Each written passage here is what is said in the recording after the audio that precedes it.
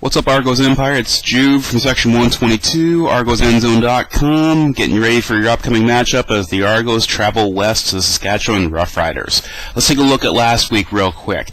Tale of two halves. The first half was, in a word, brutal. On both sides, let's face it, nobody really stepped up and took control of the game. Second half, Argos blew up in the third quarter. Huge game by Zach Claros in the second half, hitting all his receivers, creating with his legs. Tell you, that scoring play where the snap misfired, kind of bobbled it, worked around. It was a great game. It was a great finish. For Argos fans, loving the second half. So now moving on out west to Saskatchewan. This could be interesting. Roughriders lost a shocker to Winnipeg in the Banjo Bowl last week. They went from 8-1 to 8-2 against a 1-8 team. So there's a bit of a shocker there. You may say they're ready for a bounce back. They're coming back home. But we got more controversy, right? There was an injury to their starting linebacker who's gone for the season. 2 players charged with aggravated assault from an incident at a bar in August. Now we've got more tension, more inconsistency, more stuff going on between their ears. There's an old saying that sport, 90% of the game is half mental. So if this is going on, there's more to think about when you're on the field. Consider what they were rolling with before. Now there's maybe a little uncertainty. Whereas the Argos are coming off that big come-from-behind emotional win there in Montreal, although not without their own issues.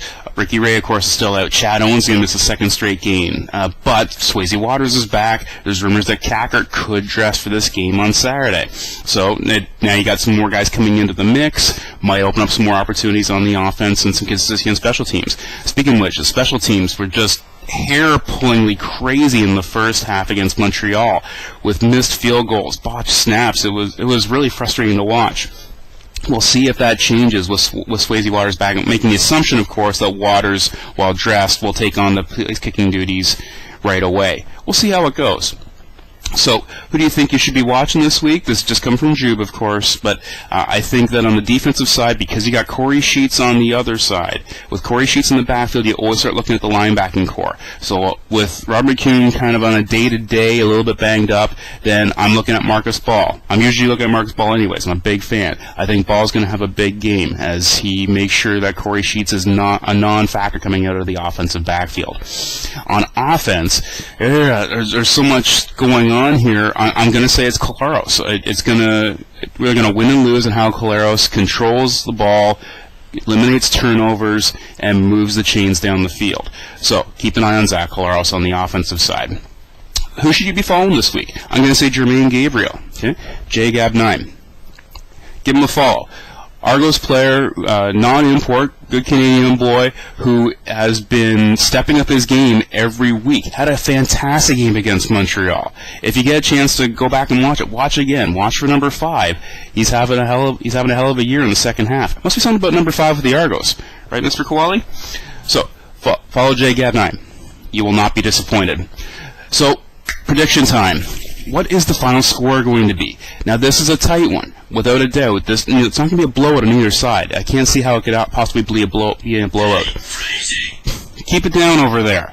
So I'm going to say that we got the Argos coming out on top with a 22-18 win.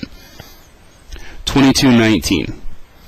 Mark it down. Alrighty? So, Saturday, coming from Riderville. A tip of the cap, as always, to Mr. Ricky Foley, playing on the wrong side of the ball. Really wish he was back in double blue. But either way, you know the fans are going to be hyped. Riderville is something to see, especially on a weekend. No excuses for them not being there. At the same time, no excuses for you not to be watching. So, make sure you like this video. Put any comments down there of what you'd like to see. Make sure you check out ArgosEndzone.com as Jube of the Year voting is well underway. Make your nominations, get your votes in. There is a trophy. There's a trophy you can put your name on, and it's a trophy you can drink out of. We'll present it at the end of the year. Check it out. So, thanks again for checking us out, and this is Jube from 122, ArgosEndzone.com, saying we ride the rail and we ride it hard.